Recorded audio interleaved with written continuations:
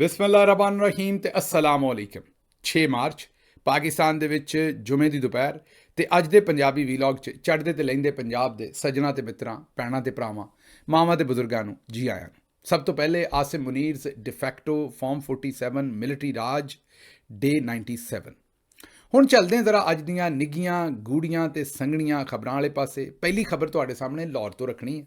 ਤੁਹਾਨੂੰ ਪਤਾ ਹੈ ਕਿ ਜਿਹਨੇ ਲਾਹੌਰ ਨਹੀਂ ਵੇਖਿਆ ਉਹ ਜੰਮਿਆ ਹੀ ਨਹੀਂ। ਇਹ ਗੱਲ ਤਾਂ ਤੁਸੀਂ ਸੁਣੀ ਹੋਏਗੀ, ਲੇਕਿਨ ਮੀਆਂ ਸਾਹਿਬ ਇੱਕ ਵਾਰੀ ਫੇਰ ਸਿਆਸੀ ਤੌਰ ਤੇ ਜੰਮ ਪੈ ਰਹੇ। ਮੈਂ ਮੀਆਂ ਨਵਾਜ਼ ਸ਼ਰੀਫ ਸਾਹਿਬ ਦੀ ਗੱਲ ਕਰ ਰਿਹਾ। ਉਹਨਾਂ ਨੂੰ ਵਕਤ ਨੇ ਇੱਕ ਵਾਰੀ ਫੇਰ ਦੁਲਹਨ ਬਣਾ ਦਿੱਤਾ ਹੈ। ਉਹਨਾਂ ਨੂੰ ਮਾਸ਼ਾਅੱਲਾ ਦੁਬਾਰਾ ਉਹਨਾਂ ਦੀ ਲਾਂਚ ਕੀਤੀ ਗਈ ਹੈ, ਉਹਨਾਂ 'ਤੇ ਟਾਕੀ ਸ਼ਾਕੀ ਮਾਰੀ ਗਈ ਹੈ ਔਰ ਉਹਨਾਂ ਨੂੰ ਲਾਂਚ ਕਰ ਦਿੱਤਾ ਗਿਆ। ਉਹ ਕਿਸ ਤਰ੍ਹਾਂ ਜੀ? 90 ਸ਼ਾਹਰਾ ਇਹ ਬਿਲਡਿੰਗ ਦਾ ਨਾਂ ਹੈ।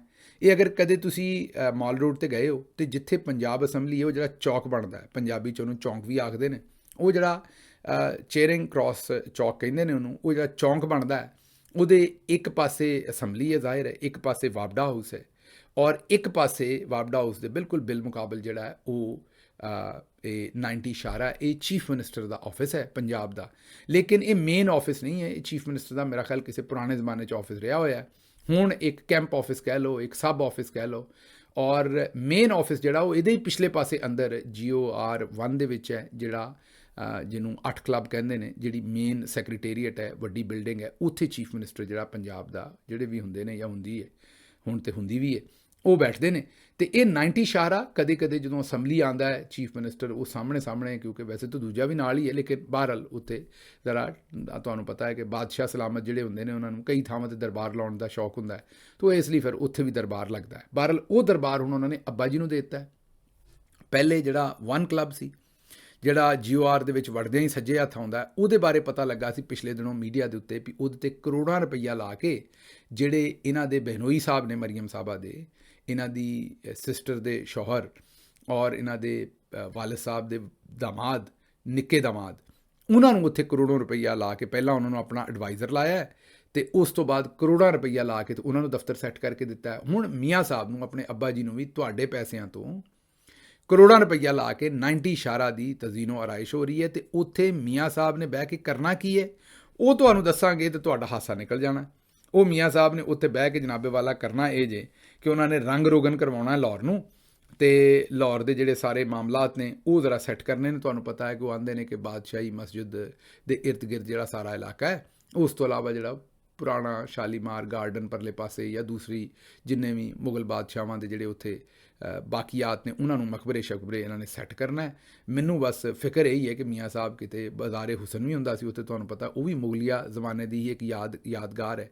ਪਿਛਲੇ ਦਿਨਾਂ ਦੇ ਵਿੱਚ ਇੱਕ ਸੀਰੀਜ਼ ਵੀ ਆਈ ਸੀ ਨੈਟਫਲਿਕਸ 'ਤੇ ਹੀਰਾ ਮੰਡੀ ਦੇ ਨਾਂ ਤੋਂ, ਅਤੇ ਉਹ ਮੈਨੂੰ ਹੁਣ ਫਿਕਰ ਇਹ ਹੈ ਕਿ ਕਿਤੇ ਹੈਰੀਟੇਜ ਨੂੰ ਉੱਥੇ, ਮੈਂ ਇਹ ਨਹੀਂ ਕਹਿ ਰਿਹਾ ਕਿ ਜੋ ਕੁਝ ਹੀਰਾ ਮੰਡੀ 'ਚ ਹੁੰਦਾ ਸੀ ਉਹ ਦੁਬਾਰਾ ਹੋਣਾ ਸ਼ੁਰੂ ਹੋ ਜਾਏਗਾ ਉੱਥੇ। ਮੇਰੀ ਗੱਲ ਨੂੰ ਪੁੱਠੇ ਪਾਸੇ ਨਾ ਲੈ ਜਾਣਾ, ਫਿਰ ਫਤਵੇ ਲਾਉਣਾ ਸ਼ੁਰੂ ਕਰ ਦਿਓ ਕਿ ਮੇਰੇ ਉੱਤੇ। ਮੇਰੇ ਕਹਿਣ ਦਾ ਮਤਲਬ ਹੈ ਕਿ ਉਹ ਬਿਲਡਿੰਗਸ ਨੂੰ ਤਾਂ ਰੀਪਰੋਡਿਊਸ ਕੀਤਾ ਜਾ ਸਕਦਾ ਹੈ ਨਾ, ਉਹ ਲੋਕਾਂ ਦੇ ਵੇਖਣ ਵਾਸਤੇ, ਲੋਕਾਂ ਦੇ ਵਿਜ਼ਿਟ ਵਾਸਤੇ, ਅਤੇ ਕਿਤੇ ਮੀਆਂ ਸਾਹਿਬ ਇਸ ਕੰਮੇ ਨਾ ਲੱਗ ਜਾਣ। ਅਤੇ ਮੇਰਾ ਮਤਲਬ ਹੈ ਕਿ ਕਿਤੇ ਹਕੀਕਤ ਦੇ ਰੰਗ ਹੀ ਨਾ ਭਰਨ ਸ਼ੁਰੂ ਕਰ ਦੇਣ। ਹੈ ਤਾਂ ਮੁਸੱਵਰ ਨੇ, ਤੁਹਾਨੂੰ ਪਤਾ ਜਮਾਂਦਰੂ ਮੁਸੱਵਰ ਨੇ, ਅਤੇ ਕਿਤੇ ਇਸ ਖਿਆਲ ਨੂੰ ਹਕੀਕਤ ਨਾ ਬਣਾ ਲੈਣ ਅਤੇ ਰੰਗ ਨਾ ਭਰਨੇ ਸ਼ੁਰੂ ਕਰ ਦੇਣ, ਅਤੇ ਨਵੀਂ ਮੁਸੀਬਤ ਇਸ ਉਮਰੇ ਜਿਹੜੀ ਉਹ ਸ਼ੁਰੂ ਹੋ ਜਾਏਗੀ। ਅਤੇ ਬਹਰਹਾਲ ਉਹ ਤਜ਼ੀਨੋ ਆਰਾਇਸ਼ ਵਾਸਤੇ ਬਾਊ ਜੀ ਨੂੰ ਜਨਾਬ ਇਹ ਜ਼ਿੰਮੇਦਾਰੀ ਦਿੱਤੀ ਗਈ ਹੈ। ਅੱਛਾ, ਬਾਊ ਜੀ ਦੇ 2 ਤਾਰਫ ਨੇ ਇਸ ਵੇਲੇ, ਇਹ ਤੁਸੀਂ ਯਾਦ ਰੱਖਣਾ ਹੈ। ਇੱਕ ਤਾਂ ਬਾਊ ਜੀ ਮਰੀਮ ਨਵਾਜ਼ ਸਾਹਿਬਾ ਦੇ ਵਾਲਿਦ ਮੁਹਤਰਮ ਨੇ, ਲੇਕਿਨ ਦੂਜਾ ਵੀ ਇੱਕ ਉਹਨਾਂ ਦਾ ਤਾਰਫ ਹੈ। ਉਹ ਫਾਰਮ 47 'ਤੇ ਜਿੱਤੇ ਹੋਏ ਇੱਕ MNA ਨੇ, ਫਾਰਮ 47 'ਤੇ ਜਿੱਤੇ ਹੋਏ, ਔਰ ਅਵਾਮੀ ਵੋਟ ਦੇ ਨਾਲ ਉਹ ਡਾਕਟਰ ਯਾਸਮੀਨ ਰਾਸ਼ਦ ਤੋਂ ਹਾਰੇ ਹੋਏ ਨੇ, ਅਤੇ ਇਹ ਉਹਨਾਂ ਦਾ ਦੂਜਾ ਤਾਰਫ ਵੀ ਹੈ ਵਿਚਾਰਿਆਂ ਦਾ। ਲੇਕਿਨ ਇਹ ਤਾਰਫ ਉਹ ਕਦੀ ਭੁੱਲ ਕੇ ਆਪਣੇ ਆਪ ਨੂੰ ਵੀ ਨਹੀਂ ਦੱਸਦੇ। ਇਹ ਐਸੀ ਗੱਲ ਹੈ ਜਿਹੜੀ ਉਹ ਭੁੱਲ ਗਏ ਨੇ ਅਤੇ ਉਹ ਨਹੀਂ ਚਾਹੁੰਦੇ ਵੀ ਤੁਸੀਂ ਵੀ ਯਾਦ ਰੱਖੋ। ਬਹਰਹਾਲ ਇਹ ਜ਼ਿੰਮੇਦਾਰੀ ਉਹਨਾਂ ਨੂੰ ਦਿੱਤੀ ਗਈ ਹੈ ਅਤੇ ਹੁਣ ਪਤਾ ਲੱਗੇਗਾ ਆਉਣ ਵਾਲੇ ਦਿਨਾਂ 'ਚੋਂ ਕੀ ਕਰਦੇ ਨੇ। ਇਹ ਦੂਜੀ ਖਬਰ ਲੈ ਲਓ, ਇਹ ਤਲਤ ਹੁਸੈਨ ਸਾਹਿਬ, ਇਹਨਾਂ ਦੀ ਪਹਿਲੇ ਸ਼ਕਲ ਵੇਖ ਲਓ ਤੁਸੀਂ, ਮਾਸ਼ਾਅੱਲਾ ਕਿੰਨਾ ਨੂਰ ਬਰਸ ਰਿਹਾ ਇਹਨਾਂ ਦੀ ਸ਼ਕਲ ਦੇ ਉੱਤੇ, ਉਹ ਤੁਹਾਨੂੰ ਆਪ ਹੀ ਪਤਾ ਹੈ। ਅਤੇ ਇਹ ਪਾਕਿਸਤਾਨ ਦੇ ਵਿੱਚ ਬੜੀਆਂ ਇਖਲਾਕੀਆਤ ਹਮੇਸ਼ਾ ਤੋਂ ਦੱਸਦੇ ਰਹੇ ਨੇ ਔਰ ਲੋਕਾਂ ਨੂੰ ਸਿਖਾਉਂਦੇ ਰਹੇ ਨੇ, ਔਰ ਇਹ ਆਲਵੇਜ਼ ਮਿਸਟਰ ਐਥੀਕਲ ਔਰ ਫੁੱਲ ਆਫ ਇੰਟੈਗਰਿਟੀ ਦਾ ਆਪਣਾ ਇੱਕ ਇੰਪਰੈਸ਼ਨ ਰੱਖਦੇ ਸਨ। ਹੁਣ ਸੋਸ਼ਲ ਮੀਡੀਆ ਦੇ ਉੱਤੇ ਅੱਗ ਲੱਗੀ। ਇਹਨਾਂ ਦੇ ਪੁੱਤਰ ਦਾ ਨਾਂ ਜੇ ਸ਼ਮਾਇਲ, ਔਰ ਉਹਨੂੰ ਇਹਨਾਂ ਨੇ ਪਾਕਿਸਤਾਨ ਦੀ ਕੌਮੀ ਟੀਮ ਦੇ ਵਿੱਚ ਉਹ ਸਿਲੈਕਟ ਹੋ ਗਏ ਨੇ। ਔਰ ਇਹਨਾਂ ਦੇ ਉੱਤੇ ਲੋਕਾਂ ਨੇ ਬੜੀ ਤਨਕੀਦ ਕੀਤੀ ਕਿਉਂਕਿ ਹਾਲ ਹੀ 'ਚ ਉਹਨਾਂ ਨੂੰ ਜਿਹੜਾ ਮੈਚ ਖਿਲਵਾਏ ਗਏ ਸਨ ਪਹਿਲੇ, ਉਹਦੇ 'ਚ ਉਹਨਾਂ ਦੀ ਐਵਰੇਜ ਸ਼ਾਇਦ ਤੀਜੇ ਨੰਬਰ 'ਤੇ ਆਈ। ਔਰ ਅਸਦ ਤੂਰ ਸਾਹਿਬ ਨੇ ਇੱਕ ਟਵੀਟ ਕੀਤਾ ਵੀ ਪਹਿਲਾ ਨੰਬਰ ਵਾਲਾ ਦੂਜਾ ਨੰਬਰ ਵਾਲਾ ਛੱਡ ਕੇ ਤੇ ਤੀਜਾ ਨੰਬਰ ਵਾਲਾ, ਕਿਉਂਕਿ ਉਹ ਤਲਤ ਹੁਸੈਨ ਦਾ ਪੁੱਤਰ ਹੈ ਤੇ ਉਹਨੂੰ ਸਿਲੈਕਟ ਕਰ ਲਿਆ, ਇਹ ਪਿਆ ਜੇ ਮੈਰਿਟ। ਲੇਕਿਨ ਤਲਤ ਹੁਸੈਨ ਸਾਹਿਬ ਕੋਲੋਂ ਪੁੱਛੋਗੇ ਤੇ ਉਹ ਜਨਾਬ ਫਿਰ ਵੀ ਕੜਤੱਲਾ ਮਲਾਉਣਗੇ ਇਸ ਗੱਲ ਦੀਆਂ, ਔਰ ਮੈਰਿਟ ਜ਼ਿੰਦਾਬਾਦ। ਲੇਕਿਨ ਜਿਸ ਤਰ੍ਹਾਂ ਉਹਨਾਂ ਦੇ ਬਾਰੇ ਤਾਸਰ ਹੈ ਕਿ ਉਹ ਹਰ ਵੇਲੇ ਮਾਲਿਸ਼ ਮਾਰਦੇ ਨੇ, ਇੱਕ ਬਹੁਤ ਵੱਡੇ ਮਾਲਸ਼ੀਆ ਨੇ ਔਰ ਬਹੁਤ ਵੱਡੇ ਇੱਕ ਉਹ ਲਿਫਾਫਾ ਸਾਫੀ ਨੇ। ਲਿਫਾਫਾ ਦਾ ਮਤਲਬ ਹੈ ਕਿ ਪ੍ਰੋ ਗਵਰਨਮੈਂਟ ਉਹ ਸਾਰੀ ਸਾਫਤ ਕਰਦੇ ਨੇ, ਤੇ ਫਿਰ ਲੋਕੀ ਸਮਝਦੇ ਨੇ ਵੀ ਇਹ ਉਹਨਾਂ ਨੂੰ ਉਸ ਗੱਲ ਦਾ ਅਜਰ ਮਿਲਿਆ। ਬਹਰਹਾਲ ਇਸ ਸੂਰਤ ਹਾਲ ਤੇ ਮਜ਼ੀਦ ਗੱਲ ਕਰਾਂਗੇ। ਨਾਲ ਹੀ ਇੱਕ ਹੋਰ ਖਬਰ ਹੈ, ਇਰਤਜ਼ਾ, ਇਹ ਮੁੰਡਾ ਇਰਤਜ਼ਾ ਜਿਹੜਾ ASP ਹੈ, ਹੁਣ ਸ਼ਾਇਦ SP ਹੋ ਗਿਆ ਹੋਏਗਾ, ਹੁਣ ਮੇਰਾ ਖਿਆਲ ਇਰਤਜ਼ਾ ਕਮੈਲ ਦਾ ਨਾਂ ਹੈ। ਪਿਛਲੇ ਦਿਨਾਂ ਦੇ ਵਿੱਚ ਇਹਦਾ ਨਾਂ ਉਸ ਡੈਲੀਗੇਸ਼ਨ ਦੇ ਵਿੱਚ ਸੀ, ਉਸ ਗਰੁੱਪ ਦੇ ਵਿੱਚ ਸੀ ਜਿਹੜਾ ਮੁਹਸਨ ਨਕਵੀ ਦੇ ਨਾਲ ਮਿਲਾਨ ਗਿਆ ਸੀ, ਜਦੋਂ ਅਸੀਂ ਤੁਹਾਨੂੰ ਉਹਨਾਂ ਦੀ ਖਸੂਸੀ ਪ੍ਰਵਾਜ਼ ਦੇ ਸਾਰੇ ਨਾਂ, ਪਾਸਪੋਰਟ, ਸਾਰੀਆਂ ਚੀਜ਼ਾਂ ਦੱਸੀਆਂ ਸਨ।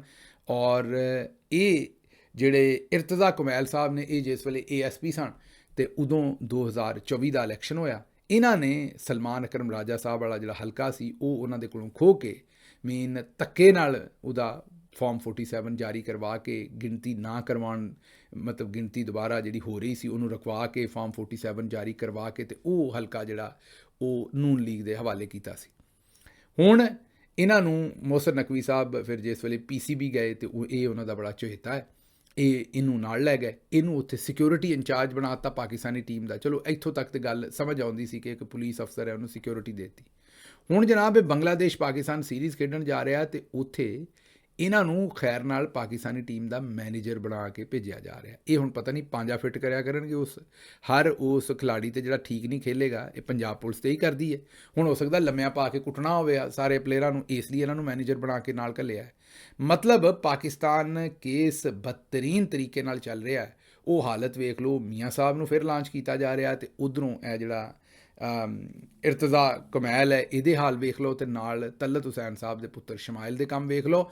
ਤੇ ਇਹ ਸਾਰੇ ਹਾਲਾਤ ਦੇ ਵਿੱਚ ਆਸਮਾ ਸ਼ਰਾਜ਼ੀ ਸਾਹਿਬਾ ਬਜਾਏ ਇਸ ਦੇ ਕਿ ਉਹ ਕੋਈ ਸ਼ਰਮਿੰਦਗੀ ਮਹਿਸੂਸ ਕਰਨ ਔਰ ਕਿਸੇ ਨੂੰ ਦੱਸਣ ਕਿ ਬਈ ਇਹ ਕੰਮ ਨਹੀਂ ਸੀ ਹੋਣੇ ਚਾਹੀਦੇ ਪਾਕਿਸਤਾਨ 'ਚ, ਉਹ ਮੁਬਾਰਕਾਂ ਦੇ ਰਹੇ ਨੇ। ਮੁਬਾਰਕਾਂ ਤੇ ਮੁਬਾਰਕਾਂ ਤਲਤ ਹੁਸੈਨ ਸਾਹਿਬ ਨੂੰ ਕਿ ਤੁਸੀਂ ਜਨਾਬ ਮੇਲਾ ਲੁੱਟ ਲਿਆ, ਤੁਹਾਡੇ ਪੁੱਤਰ ਨੇ ਵੀ ਮੇਲਾ ਲੁੱਟ ਲਿਆ। ਤੇ ਇਹ ਫੁੱਫੀ ਜਿਹੜੀ ਹੈ ਮੁੰਡੇ ਦੀ, ਇਹ ਜਿਹੜੀ ਭੂਆ ਜਾਂ ਫੁੱਫੀ ਹੈ ਆਸਮਾ ਸ਼ਰਾਜ਼ੀ ਜਿਹੜੀ ਹੈ, ਉਹ ਬੜੀ ਰਾਜ਼ੀ ਹੈ ਕਿ ਇਹ ਜਿਹੜਾ ਬੱਚਾ ਹੈ ਇਹਨੇ ਜਨਾਬ ਰਿਕਾਰਡ ਕਾਇਮ ਕਰ ਦਿੱਤੇ ਨੇ, ਭੰਨ ਦਿੱਤਾ ਇਹਨੇ ਹਰ ਸ਼ਾਈ ਜਿਹੜੀ ਹੈ, ਔਰ ਭੰਨ ਕੇ ਤੇ ਰਿਕਾਰਡ ਕਾਇਮ ਕਰ ਦਿੱਤੇ ਨੇ। ਅਗਲੀ ਖਬਰ ਲੈ ਲਓ, ਇੱਕ ਪਾਸੇ ਇਹ ਅਸ਼ਰਾਫੀਆ ਦੱਸਿਆ ਤੁਹਾਨੂੰ, ਧੀ ਜਿਹੜੀ ਹੈ ਉਹ $32,000 ਤੇ $38,000 ਦੇ ਕੇ ਗੋਰੇ ਪਾਇਲਟ ਰੱਖਦੀ ਹੈ। ਮਰੀਮ ਨਵਾਜ਼ ਸਾਹਿਬਾ, ਉਹਨਾਂ ਨੂੰ ਦੇਸੀ ਪਾਇਲਟ ਵੀ ਨਹੀਂ ਚਾਹੀਦੇ। ਇਹ ਮੁਹੰਮਦ ਮਾਲਿਕ ਸਾਹਿਬ ਨੇ ਕੱਲ੍ਹ ਇਹ ਸਕੈਂਡਲ ਕੀਤਾ ਹੈ ਤੇ ਉਹ ਹੁਣ ਕਰੋੜਾਂ ਰੁਪਈਆ ਹਰ ਮਹੀਨੇ ਜਿਹੜਾ ਉਹ ਤਨਖਾਹਾਂ ਦੇ ਵਿੱਚ ਜਾ ਰਿਹਾ ਹੈ। ਤੇ ਕਿਉਂਕਿ ਬਾਜੀ ਨੂੰ ਗੋਰੇ ਪਾਇਲਟ ਪਸੰਦ ਨੇ, ਦੂਜੇ ਨਹੀਂ ਪਸੰਦ ਦੇਸੀ। ਇੱਕ ਪਾਸੇ ਉਹ ਹੈ।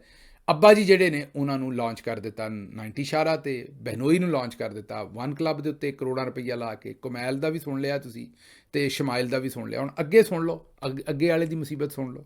ਅੱਗੇ ਜਨਾਬ ਇਹ ਕਸੂਰ ਫੂਲ ਨਗਰ ਬਾਜ਼ਾਰ ਦੇ ਵਿੱਚ ਮਿਊਨਿਸਪਲ ਕਮੇਟੀ ਦੇ ਮੁਲਾਜ਼ਮ ਨੇ ਰੇਹੜੀ ਬਾਨ ਨੂੰ ਕਿਹਾ ਕਿ ਪੈਸੇ ਤੇਰੇ ਕੋਲ ਨਹੀਂ ਹੈਗੇ ਤੇ ਮੈਨੂੰ 2 ਕਿਲੋ ਖਜੂਰਾਂ ਪੈਕ ਕਰ ਦੇ ਰਿਸ਼ਵਤ ਦੇ ਵਿੱਚ। ਪਹਿਲਾਂ ਤਾਂ ਪੈਸੇ ਮੰਗੇ, ਉਹਨੇ ਕਿਹਾ ਨਹੀਂ ਹੈਗੇ। ਉਹਨੂੰ ਆਖਿਆ ਪੈਸੇ ਨਹੀਂ ਹੈਗੇ ਤੇ 2 ਕਿਲੋ ਖਜੂਰਾਂ ਪੈਕ ਕਰਦੇ। ਰੇਹੜੀ ਬਾਨ ਨੇ ਕਿਹਾ ਵੀ ਸਰਕਾਰ ਇੰਨੀ ਤਾਂ ਬਚਤ ਨਹੀਂ ਹੁੰਦੀ ਸਾਰੇ ਦਿਨ ਦੇ ਵਿੱਚ, ਤੇ ਮੈਂ ਕਿਸ ਤਰ੍ਹਾਂ ਤੁਹਾਨੂੰ ਖਜੂਰਾਂ ਦੇ ਦਿਆਂ, ਤੇ ਮੈਂ ਆਪ ਕੀ ਕਰਾਂਗਾ।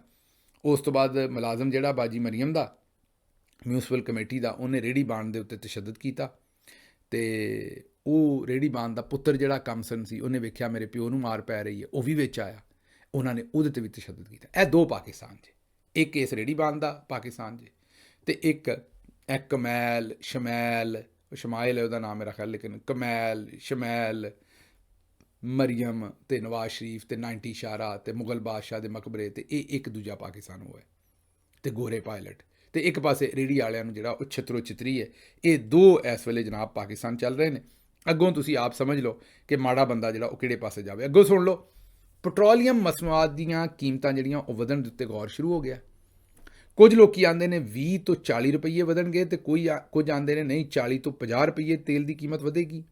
ਔਰ BBC ਨੇ ਇੱਕ ਰਿਪੋਰਟ ਕੀਤੀ ਹੈ, ਇਹ ਤੁਹਾਨੂੰ ਪਤਾ ਹੀ ਹੈ, ਜੋ ਜੰਗ ਸ਼ੰਗ ਲੱਗੀ ਹੈ 90 ਰੁਪਏ ਦੇ ਕਰੀਬ, ਤੇ ਪਹਿਲੇ ਹੀ ਉਹਦੇ ਉੱਤੇ ਟੈਕਸ ਲੈਂਦੇ ਨੇ। ਇੱਕ ਟੈਕਸ, ਸਾਰੇ ਨਹੀਂ, ਇੱਕ ਟੈਕਸ 90 ਰੁਪਏ ਦੇ ਕਰੀਬ ਹੈ, ਬਾਕੀ ਟੈਕਸ ਪਾ ਲਓ ਤਾਂ ਪਤਾ ਨਹੀਂ ਗੱਲ ਕਿੱਥੇ ਦੀ ਕਿੱਥੇ ਜਾਂਦੀ ਹੈ।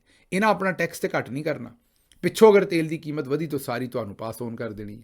ਅਤੇ ਹੁਣ ਤਿਆਰ ਹੋ ਜੋ 400-500 400 ਰੁਪਈਏ 350 400 450 500 ਇਹ ਹੁਣ ਪਤਾ ਨਹੀਂ ਕਿੱਥੇ ਜਾਂਦਾ ਤੇਲ, ਅਜੇ ਮੈਂ ਦੱਸ ਨਹੀਂ ਸਕਦਾ, ਲੇਕਿਨ ਤੇਲ ਵਧਣਾ ਸ਼ੁਰੂ ਹੋ ਗਿਆ। BBC ਇਹ ਸਟੋਰੀ ਕਰ ਰਹੀ ਹੈ ਕਿ ਈਰਾਨ, ਇਸਰਾਈਲ, ਅਮਰੀਕਾ ਜੰਗ, ਪਾਕਿਸਤਾਨ ਦੇ ਵਿੱਚ ਇਰਾਨੀ ਤੇਲ ਦੀ ਕੀਮਤ ਦੇ ਵਿੱਚ 40 ਤੋਂ 50 ਰੁਪਈਏ ਦਾ ਇਜ਼ਾਫਾ।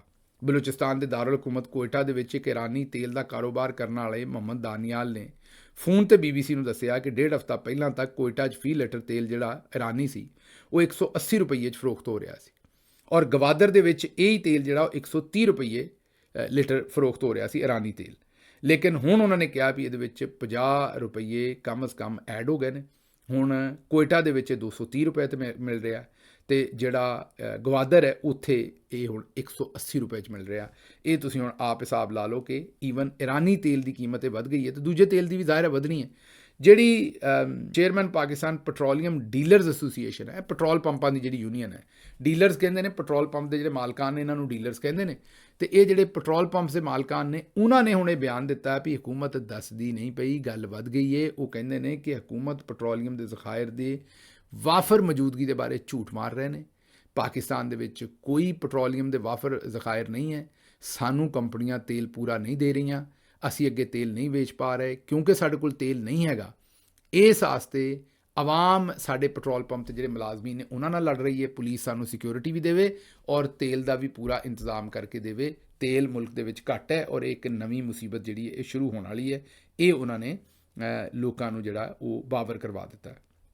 ਅਗਲੀ ਖਬਰ ਲੈ ਲਓ, ਉਸੇ ਪੰਜਾਬ ਦੀ ਗੱਲ ਦੱਸਣ ਲੱਗਾ ਜਿੱਥੋਂ ਦੀ ਚੀਫ ਮਿਨਿਸਟਰ ਜਿਹੜੀ ਆਂਦੀ ਮੈਨੂੰ ਦੇਸੀ ਪਾਇਲਟ ਨਹੀਂ ਚਾਹੀਦੇ, ਮੈਨੂੰ ਦੇਸੀ ਪਾਇਲਟ ਪਸੰਦ ਨਹੀਂ ਹੈਗੇ, ਮੈਨੂੰ ਗੋਰੇ ਪਾਇਲਟ ਪਸੰਦ ਨੇ, $32,000 ਵਾਲਾ ਅਤੇ $38,000 ਵਾਲਾ ਉਹ ਪਸੰਦ ਨੇ।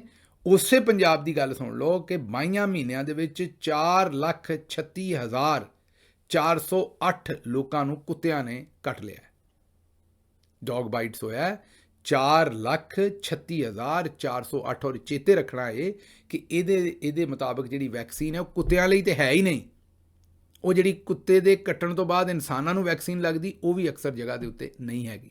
ਲੇਕਿਨ ਪਾਇਲਟ ਸਾਨੂੰ ਗੋਰਾ ਚਾਹੀਦਾ, ਸਮਝਦੇ ਹੋ ਨਾ। ਅੱਗੇ ਸੁਣ ਲਓ, ਔਸਤਨ ਰੋਜ਼ਾਨਾ 600 ਤੋਂ ਜ਼ਿਆਦਾ ਸ਼ਹਿਰੀਆਂ ਨੂੰ ਕੁੱਤੇ ਕੱਟਦੇ ਨੇ, ਪੰਜਾਬੀ 'ਚ ਵੱਢਦੇ ਆਖੀਦਾ ਸੀ। 600 ਤੋਂ ਬਹੁਤੇ ਬੰਦਿਆਂ ਨੂੰ ਰੋਜ਼ ਕੁੱਤੇ ਕੱਟਦੇ ਨੇ, ਹਰ ਘੰਟੇ 'ਚ ਤਕਰੀਬਨ 25 ਅਫਰਾਦ ਨੂੰ ਕੁੱਤੇ ਕੱਟਣ ਡਏ ਨੇ। ਸਭ ਤੋਂ ਜ਼ਿਆਦਾ ਕੁੱਤੇ ਜਿਹੜੇ ਨੇ, ਮਤਲਬ ਇਹ ਇੱਕ ਪੰਜਾਬੀ ਦਾ ਇੱਕ ਮੁਹਾਵਰਾ ਕੁੱਤਿਓ ਕੁੱਤੀ ਹੋਇਆ, ਮਤਲਬ ਜਦੋਂ ਬੇੜਾ ਗਰਕ ਹੋਇਆ ਹੋਵੇ ਨਾ ਤਾਂ ਪੰਜਾਬੀ ਚਾਹੁੰਦੇ ਨੇ ਬਈ ਉੱਥੇ ਤੇ ਕੁੱਤਿਓ ਕੁੱਤੀ ਹੋਇਆ। ਅਤੇ ਸਭ ਤੋਂ ਜ਼ਿਆਦਾ ਕੁੱਤਿਓ ਕੁੱਤੀ ਹੋਇਆ ਜਨਾਬ ਡੇਰਾ ਗਾਜ਼ੀ ਖਾਨ ਦੇ ਵਿੱਚ, ਜਿੱਥੇ 28,874 ਕੇਸਿਸ ਨੇ, ਰਹੀਮ ਯਾਰ ਖਾਨ ਦੇ ਵਿੱਚ 26,488 ਕੇਸ ਨੇ, ਮੁਜ਼ੱਫਰਗੜ੍ਹ 'ਚ 25,113, ਫੈਸਲਾਬਾਦ 'ਚ 25,863 ਔਰ ਰਾਵਲਪਿੰਡੀ 'ਚ 24,404, ਰਾਜਨਪੁਰ ਦੇ ਵਿੱਚ 22,000 ਔਰ ਲਾਹੌਰ ਦੇ ਵਿੱਚ 15,846। ਇਹ ਡੇਰਾ ਗਾਜ਼ੀ ਖਾਨ, ਰਾਜਨਪੁਰ 'ਤੇ ਆਬਾਦੀ ਵੀ ਘੱਟ ਹੈ ਮੇਰੇ ਖਿਆਲ 'ਚ। ਉੱਥੇ ਕੀ ਕਰਦੇ ਜੇ ਕਿ ਮੇਰਾ ਮਤਲਬ ਕੁੱਤਿਆਂ ਨੂੰ ਸਤਾਉਂਦੇ ਜੇ, ਜਾਂ ਮੇਰਾ ਮਤਲਬ ਉਹ ਖਾਸ ਕਿਸਮ ਦੇ ਕੁੱਤੇ ਰੱਖੇ ਨੇ। ਬਹਰਹਾਲ ਇਹ ਸੂਰਤ ਹਾਲ ਹੈ ਜੀ ਉਸ ਸੂਬੇ ਦੀ ਜਿੱਥੇ ਮੈਂ ਤੁਹਾਨੂੰ ਦੱਸਿਆ ਵੀ 32 ਤੇ $38,000 ਵਾਲਾ ਗੋਰਾ ਪਾਇਲਟ ਚੱਲਣ ਡਿਆ। ਉੱਥੋਂ ਦੇ ਲੋਕਾਂ ਦੀ ਜਿਹੜੀ ਦੂਜੀ ਮਾਮਲਾਤ ਨੇ ਉਹ ਆਏ ਨੇ। ਅੱਗੇ ਲੈ ਲਓ ਜੀ ਗੱਲ, ਸ਼ਹਿਨਸ਼ਾਹ ਤੇ ਮਲਕਾ ਦਾ ਸ਼ੌਕ ਸਲਾਮਤ ਰਵੇ ਤੇ ਭਾਵੇਂ ਮੁਲਕ ਬਚੇ ਜਾਂ ਨਾ ਬਚੇ।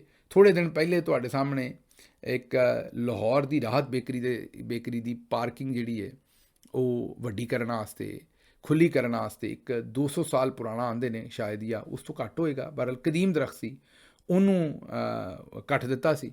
ਹੁਣ ਉਹ ਕਹਿੰਦੇ ਨੇ ਕਿ ਸੇਂਟ ਜੌਨਸ ਪਾਰਕ ਦੇ ਲਾਹੌਰ ਦੇ ਵਿੱਚ 200 ਸਾਲਾ ਪੁਰਾਣਾ ਦਰਖਤ ਸਿਰਫ ਇੱਕ ਇਸ਼ਤਿਹਾਰੀ ਬੋਰਡ ਲਾਉਣ ਵਾਸਤੇ, ਉੱਥੇ ਬੋਰਡ ਲਾਉਣਾ ਹੈ, ਬਾਜੀ ਮਰੀਮ ਦਾ ਬੂਥਾ ਲਾਉਣਾ ਹੋਏਗਾ ਉੱਥੇ ਮੇਰਾ ਖਿਆਲ ਹੈ, ਉਹ ਬੋਰਡ ਲਾਉਣ ਵਾਸਤੇ 200 ਸਾਲ ਪੁਰਾਣਾ ਜਿਹੜਾ ਦਰਖਤ ਹੈ ਉਹ ਕੱਟ ਦਿੱਤਾ। ਅਤੇ ਇਹ ਹੁਣ ਕੀ ਗੱਲ ਕਰੀਏ ਇੱਥੇ। ਮੈਂ ਨਾ ਜਾਨਵਰ ਨੇ, ਇਨਸਾਨ ਨਹੀਂ ਹੈਗੇ, ਬਲਕਿ ਜਾਨਵਰ ਦੀ ਤੋਹੀਨ ਹੈ ਕਹਿਣਾ ਦਰਿੰਦੇ ਨੇ, ਦਰਿੰਦੇ, ਕਿਉਂਕਿ ਇਹਨਾਂ ਨੂੰ ਦਰਖਤਾਂ ਨਾਲ ਪਤਾ ਨਹੀਂ ਇਹਨਾਂ ਨੂੰ ਕੀ ਕਿਹੜਾ, ਨਾ ਜਾਨਵਰਾਂ ਨੂੰ ਛੱਡਦੇ ਨੇ ਨਾ ਦਰਖਤਾਂ ਨੂੰ, ਮਤਲਬ ਕਿਸੇ ਸ਼ਹਿਰ ਨਹੀਂ ਛੱਡਣ ਡਏ, ਇਨਸਾਨਾਂ ਨੂੰ ਤਾਂ ਛੱਡਣ ਹੀ ਨਹੀਂ ਡਏ। ਮੈਂ ਤਾਂ ਹੁਣ ਤਬਸਰਾ ਕਰ ਵੀ ਇਹਨਾਂ ਦੇ ਉੱਤੇ ਥੱਕ ਗਿਆ। ਅਤੇ ਇਹ ਜ਼ਰਾ ਵਜ਼ੀਰੇ ਹਾਊਸਿੰਗ ਪੰਜਾਬ ਬਿਲਾਲ ਯਾਸੀਨ ਸਾਹਿਬ ਸੀਨਾ ਕਿੱਡਾ ਚੌੜਾ ਕਰਕੇ ਤੁਰ ਰਹੇ ਨੇ। ਇਹ ਨਾ ਸਮਝਣਾ ਵੀ ਇਹਨਾਂ ਨੇ ਕੋਈ ਮਿਜ਼ਾਈਲ ਮਾਰ ਦਿੱਤਾ ਕਿਤੇ, ਜਾਂ ਕਿਸੇ ਮੁਲਕ ਦਾ ਦਿਫਾਅ ਕਰ ਦਿੱਤਾ, ਜਾਂ ਕੋਈ ਬੜਾ ਪਾਕਿਸਤਾਨ ਲਈ ਕਾਰਨਾਮਾ ਅੰਜਾਮ ਦਿੱਤਾ। ਇਹਨਾਂ ਨੇ ਇੱਕ ਗਰੀਬ ਤੰਦੂਰ ਵਾਲੇ ਨੂੰ ਗ੍ਰਿਫਤਾਰ ਕਰਵਾਇਆ, ਫਿਰ ਵੀਡੀਓ ਬਣਾ ਕੇ ਉਹਦੀ ਤਸਲੀਲ ਕੀਤੀ ਹੈ ਤੇ ਉਸ ਤੋਂ ਬਾਅਦ ਸੀਨਾ ਚੌੜਾ ਕਰਕੇ ਇੰਜ ਫਿਰਨ ਡਏ ਨੇ ਜਿਵੇਂ ਇਹਨਾਂ ਨੇ ਹਲਾਕੂ ਖਾਨ ਦਾ ਮੁਕਾਬਲਾ ਕੀਤਾ ਹੈ। ਜਿਹੜੇ ਵੱਡੇ ਵੱਡੇ ਸਟੋਰ ਨੇ ਉੱਥੇ ਕੀਮਤਾਂ ਨੇ ਧੂ ਪਾਈ ਹੈ, ਤੁਹਾਨੂੰ ਸਾਰਿਆਂ ਨੂੰ ਪਤਾ ਹੈ। ਵੱਡੇ ਵੱਡੇ ਸਟੋਰ ਨੇ ਜਿਹੜੇ ਲਾਹੌਰ ਦੇ ਵਿੱਚ ਜਾਂ ਪੰਜਾਬ ਦੇ ਵਿੱਚ, ਉਧਰ ਨੂੰ ਮੂੰਹ ਨਹੀਂ ਕਰਦੇ। ਤੰਦੂਰ ਵਾਲੇ ਨੂੰ ਠੋਕੀ ਆਉਂਦੇ ਨੇ, ਰੇਹੜੀ ਵਾਲੇ ਨੂੰ ਠੋਕੀ ਆਉਂਦੇ ਨੇ, ਮਤਲਬ ਜਿਹੜੇ ਥੱਲੇ ਕੰਮ ਕਰਨ ਵਾਲਾ ਗਰੀਬ ਗੁਰਬਾ ਉਹ ਇੱਕ ਦੋ ਵੀਡੀਓ ਬਣਾਉਂਦੇ ਨੇ, ਸਾਰਿਆਂ ਨੂੰ ਕਿੱਥੋਂ ਠੋਕ ਲੈਣਾ, ਉਹ ਤਾਦਾਦ ਹੀ ਇੰਨੀ ਹੈ। ਬਸ ਵੀਡੀਓ ਬਣਾ ਕੇ ਉਹ ਜਿਹੜਾ ਕਾਬੂ ਆ ਜਾਂਦਾ ਉਹਨੂੰ ਪੁਲਿਸ ਨੂੰ ਦੇ ਕੇ ਤੇ ਉਹਨੂੰ ਜ਼ਲੀਲ ਕਰਵਾ ਦਿੰਦੇ ਨੇ। ਇਹ ਇਹਨਾਂ ਦੇ ਕਾਰਨਾਮੇ ਨੇ, ਇਹਨਾਂ ਦੀ ਸੂਰਤ ਹਾਲ ਹੈ ਜਿਹੜੀ ਅਸੀਂ ਤੁਹਾਡੇ ਸਾਹਮਣੇ ਦੱਸੀ ਹੈ। ਅੱਛਾ ਜੀ, ਅੱਗੇ ਤੁਹਾਡੇ ਸਾਹਮਣੇ ਜਿਹੜੀ ਅਗਲੀ ਖਬਰ ਰੱਖਣੀ ਹੈ ਉਹ ਕਿ ਬਾਜੀ ਮਰੀਮ ਜਿਹੜੀ ਉਹ ਈਦ ਦੀ ਸ਼ਾਪਿੰਗ ਕਰਨ ਵਾਸਤੇ ਅੱਪੜ ਗਈ ਹੈ ਜਨਾਬ ਸ਼ਾਪਿੰਗ ਦੇ ਵਿੱਚ। ਉਹ ਅਸਲ ਤੇ ਬਾਜੀ ਨੇ ਟਿਕਟੌਕ ਬਣਾਉਣੀ ਸੀ, ਅੱਜ ਹੋਰ ਕੋਈ ਟਾਈਮ ਲੱਭਾ ਨਹੀਂ ਤੇ ਬਾਜੀ ਉੱਥੇ ਚਲੇ ਗਏ ਨੇ। ਉਹ ਅਗਰ ਵੀਡੀਓ ਦੇਖੋ ਤਾਂ ਤੁਹਾਨੂੰ ਨਜ਼ਰ ਆਏਗਾ ਵੀ ਦੂਰ ਦੂਰ ਦੁਕਾਨਾਂ ਦੇ ਅੱਗੇ ਕੋਈ ਬੰਦਾ ਬਸ਼ਰ ਨਹੀਂ, ਸਭ ਕਾਰਡਨ ਆਫ ਕੀਤਾ ਹੈ। ਇੱਕ ਦੁਕਾਨ ਦੇ ਸਾਹਮਣੇ ਜਦੋਂ ਬਾਜੀ ਬਾਹਰ ਨਿਕਲਦੀ ਹੈ ਤੇ 5-7 ਬੱਚੀਆਂ ਜਿਹੜੀਆਂ ਉਹ ਖੜੀਆਂ ਕੀਤੀਆਂ ਨੇ, ਪਹਿਲਾਂ ਹੀ ਦੱਸ ਉਹ ਬਾਜੀ ਦੇ ਲਾਗੇ ਆ ਜਾਂਦੀਆਂ ਨੇ ਤੇ ਤਸਵੀਰਾਂ ਬਣਾਉਣਾ ਸ਼ੁਰੂ ਹੋ ਜਾਂਦੀਆਂ ਨੇ।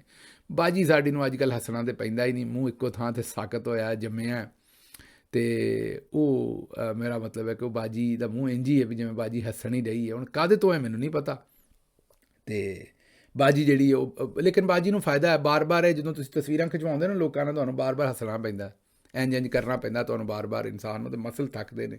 ਬਾਜੀ ਨੇ ਇੱਕੋ ਵਾਰੀ ਮੇਰਾ ਖਿਆਲ ਮਸਲ ਆਪਣੀ ਇੱਕ ਜਗ੍ਹਾ 'ਤੇ ਸੈੱਟ ਕਰ ਲਏ ਨੇ, ਹੁਣ ਹੋ ਗਏ ਨੇ ਜਾਂ ਕਰ ਲਏ ਨੇ ਮੈਨੂੰ ਨਹੀਂ ਪਤਾ, ਤੇ ਉਹ ਤੁਸੀਂ ਮੈਨੂੰ ਦੱਸਣਾ ਹੈ। ਲੇਕਿਨ ਬਾਜੀ ਹੱਸਦੀ ਰਹਿੰਦੀ ਹੈ ਹਰ ਵੇਲੇ, ਤੇ ਉਹ ਬਾਜੀ ਨੂੰ ਤਸਵੀਰ ਦੇ ਵਿੱਚ ਚੇਂਜ ਹੀ ਨਹੀਂ ਕਰਨੀ ਪੈਂਦੀ। ਬਾਜੀ ਬਸ ਕੈਮਰੇ ਵੱਲ ਨੂੰ ਵੇਖਦੀ ਹੈ ਤੇ ਸ਼ਕਲ ਤੇ ਪਹਿਲਾਂ ਹੀ ਹੱਸਣ ਵਾਲੀ ਹੁੰਦੀ ਹੈ, ਤੇ ਉਹ ਟਿਕਟੌਕ ਬਾਜੀ ਦੀ ਬਣ ਗਈ ਹੈ। ਤੇ ਉਧਰ ਜੋ ਵੀ ਸੂਬੇ 'ਚ ਹੋ ਰਿਹਾ ਉਹ ਆਪਣੇ ਥਾਂ 'ਤੇ ਛੱਡ ਦਿਓ, ਇੱਥੇ ਬਾਜੀ ਨੇ ਜਿਹੜਾ ਆਪਣਾ ਕੰਮ ਜਿਹੜਾ ਉਹ ਬਿਲਕੁਲ ਠੀਕ ਕੀਤਾ ਹੈ। ਮੈਨੂੰ ਇੱਥੋਂ ਇਜਾਜ਼ਤ ਦਿਓ ਤੇ ਰੱਬ ਰੱਖਾ।